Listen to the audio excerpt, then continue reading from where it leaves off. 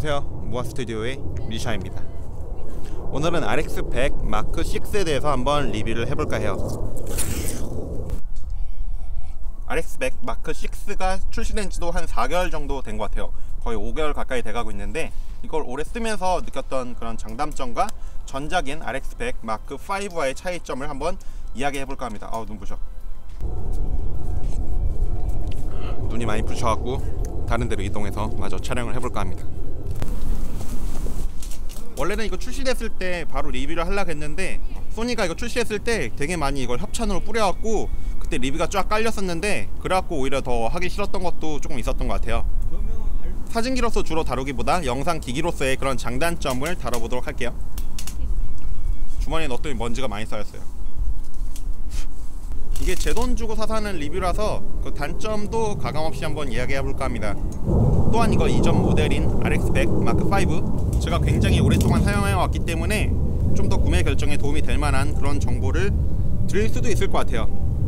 솔직히 말하면 타사 컴팩트 카메라에 비해서 이 소니 RX100 시리즈가 갖는 그런 장점이 워낙 많기 때문에 타사 브랜드와 비교하는 거는 비교가 안 될 것 같고, 제 생각에는 전작인 RX100 마크 5와 RX100 마크 6를 비교하는 그런 구도로 가져가 보도록 하겠습니다. 물론 둘 다 좋은 카메라예요. 일단은 RX100 시리즈가 갖는 그런 공통적인 장단점과 그 다음에 특징에 대해서 간단하게 알아보도록 할게요. 가볍고 작은 그런 폼팩터를 가지고 있지만 생각보다 견고하고 좋은 이미지 퀄리티를 보여줍니다. 1인치 센서를 가지고 있고요. 그리고 또한 준수한 슬로우 모션 성능을 보여줍니다. 이렇게 작은 카메라에서 초당 960프레임, RX100 마크 6 같은 경우는 초당 1000프레임의 고속 촬영까지도 가능한데요. 이는 굉장히 느린 슬로우 모션이 가능하다는 거죠. 굉장히 조그만 카메라인데 성능이 굉장히 짱짱해요. 바람이 좀 많이 부는데 소리가 잘 들어갈려나 모르겠네. 그런데 단점들도 다수 존재합니다. 배터리가 광탈을 하고, 그다음 배터리 교체하는 게 굉장히 힘들어요. RX100 시리즈의 공통적인 단점인데, 이렇게 삼각대에 꽂혀 있을 때 메모리 카드를 빼거나 혹은 배터리 교체하는 것이 불가합니다. 배터리를 교체하기 위해서 도로 삼각대에서 분리해야 해요. 거기에 대한 솔루션으로 스몰리그에서 이렇게 케이지를 팔고 있습니다. 이 케이지를 쓰면 일단은 RX100의 밋밋한 그립감을 보충해 줄 수 있고, 또한 삼각대에 올린 상태에서 SD카드를 뺄 수 있고 배터리 교체도 가능하게 해줍니다. RX100 유저, 특히 영상 유저라면 케이지는 직구로 한 6-7만원 정도 하는데 꼭 구입하시기를 추천드립니다. 그리고 소니가 더 비싼 카메라 팔아먹으려고 그러는지 잘 모르겠지만 마이크인 단자를 주진 않아요. 그리고 영상기로서 4K 촬영이 가능하지만 4K 촬영이 굉장히 짧게밖에 안됩니다.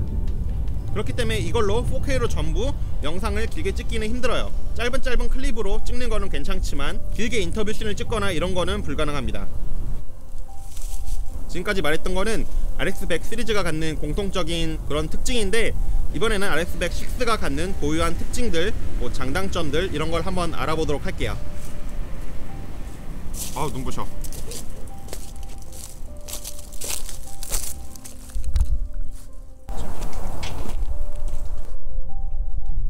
야외에서 커피 마시니까 되게 좋네요. 밤낮을 간신히 돌렸습니다. 일단은 작은 사이즈니까 주머니에 넣어야겠어요. RX100 마크 6가 갖는 가장 큰 장점은 고배율 줌이겠죠. 많이 당겨져요. 줌이 정말 많이 당겨집니다. 그래서 광각부터 망원까지 어느정도 커버가 되죠. 진짜 요만한 카메라에서 진짜 요만한 두께로 이렇게 넓은 화각을 커버하는 거는 쉽지 않은데, 또 화질도 전 구간 준수하게 뽑으면서 요정도까지 이렇게 줌이 되는 것만으로도 사실상 이 카메라가 갖는 아이덴티티는 이미 충분히 있다고 생각합니다.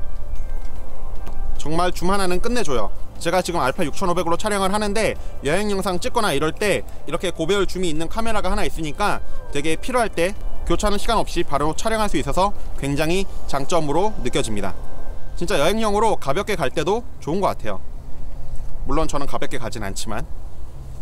그리고 두 번째는 전작보다 많은 감막 커브와 색역이 추가되었다.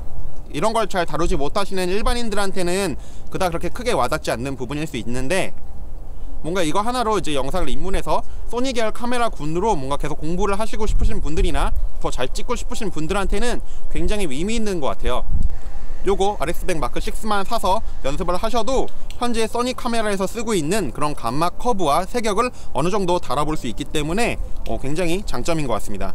뭔가 소니 카메라 입문용으로 시작해갖고 요거 하나로 연습을 하다가 나중에 업그레이드 하시기도 굉장히 괜찮은 것 같아요. 물론 이제 전문가들이 서브캠으로 쓰기도 좋고요. 어쨌든 여러모로 가지고 놀 거리가 많이 늘어서 좋습니다. 세 번째로 말씀을 드리고 싶은 거는 전작에 비해서 A4 성능이 좀 더 개선이 되었고, 그리고 무엇보다 오토포커스 영역을 좀 더 주었어요. 원래 마크 5까지는 와이드, 센터, 플렉시블 스팟 요 세 가지가 가장 메인으로 쓰였는데, 제가 제일 좋아하는 소니의 그 AF 영역인 존 영역이 없었어요. 그런데 존 AF가 마크 6부터는 들어왔습니다. 저는 그게 제일 마음에 들었어요. 저는 AF는 원래 빨랐기 때문에 별로 불만이 없었는데 이 AF 영역이 늘어난 게 굉장히 좋았습니다. 그러니까 마크 6랑 같이 나왔던 마크 5A 있잖아요. 거기서도 AF가 존 영역이 새로 생겼대요. 네 번째는 대망의 터치스크린을 지원하게 되었습니다. 마크 5까지는 터치스크린 넣어달라고 해도 안 넣어줬었죠. 소니가 정말 금나누기 영악한 것 같아요. 진짜 다음 시리즈를 위해서 아껴놨다가 터치를 넣어준 거죠. 다섯 번째는 내장 오디오 성능이 좀 더 좋아졌습니다. 원래 마크 5까지는 내장 오디오가 그냥 그럭저럭 들을만한 정도였다면 마크 6는 꽤 쓸만한 정도로 올라온 것 같아요. 그냥 듣기 좋은 것과 쓸만한 정도는 많이 차이가 나죠. 직접 한번 비교를 해봤으니까 들어보세요. 지금 여러분은 마이크 참조 레벨 표준의 바람소리 감소 끔 설정으로 되어 있는, 말이 좀 더듬었는데 어쨌든 그런 마이크 설정을 듣고 계십니다. 지금 여러분은 마이크 참조 레벨 표준의 바람소리 감소 끔 설정으로 되어 있는, 말이 좀 더듬었는데 어쨌든 그런 마이크 설정을 듣고 계십니다. 마이크 테스트 하나 둘 셋, 하나 둘 셋. 좀 절긴 했는데 어쨌든 잘 들리죠? 마이크 테스트 하나 둘 셋, 하나 둘 셋.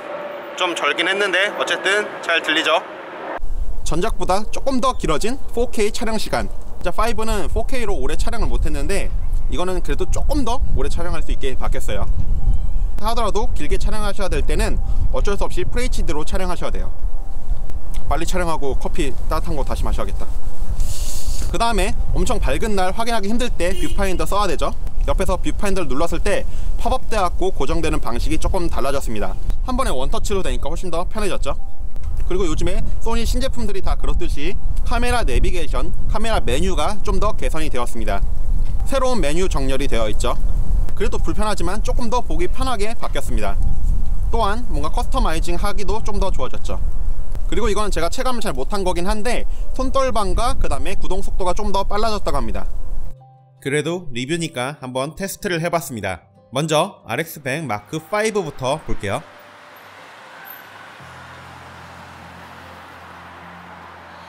다음은 RX100 마크 6입니다. 생각보다는 손떨방이 훨씬 좋아졌네요.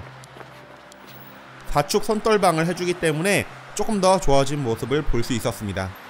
실사용에서는 별로 느끼지 못했는데 테스트를 하니까 확실히 보이네요.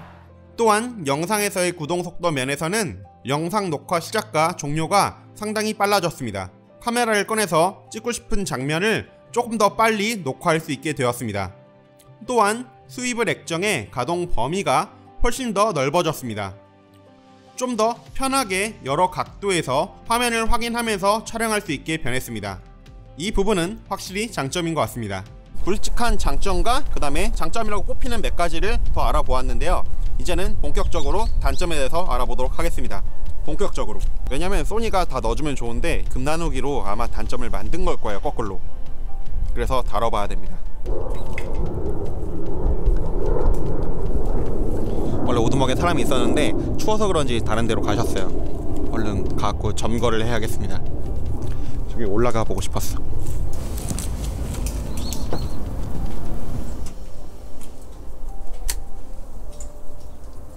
단점에 대해서 한번 다뤄보도록 할게요.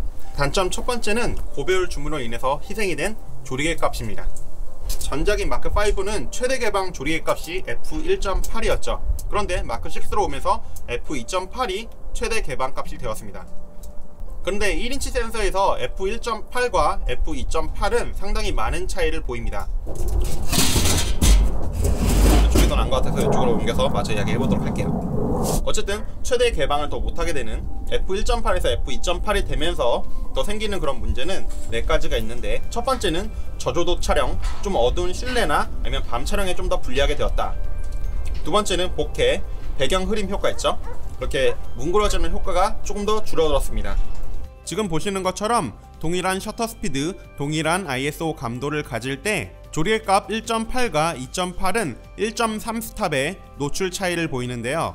조리개 2.8에서 더 밝게 찍으려면 결국은 ISO 감도를 더 높여서 촬영을 해야 되는 것을 의미합니다. 동일한 셔터 스피드 하에서 RX100 M5나 M5A가 ISO 1600으로 촬영이 가능하다면 RX100 M6는 ISO 4000으로 촬영을 해야 합니다.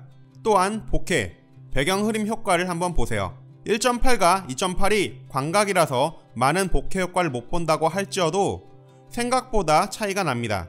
그리고 첫 번째는 그래요, 고배율 줌으로 인해서 조리의 값을 희생할 수밖에 없었다, 이러면 납득은 가요. 하지만 두 번째 단점은 소니가 일부러 그랬다고 밖에 생각을 할 수가 없는 그런 단점이죠. 바로 내장 ND 필터의 삭제입니다. ND 필터는 쉽게 말하면 카메라한테 씌우는 그런 선글라스 같은 건데요. 사람이 볼 수 있는 밝기의 범위는 상당히 넓은데 카메라는 그것보다 훨씬 좁습니다.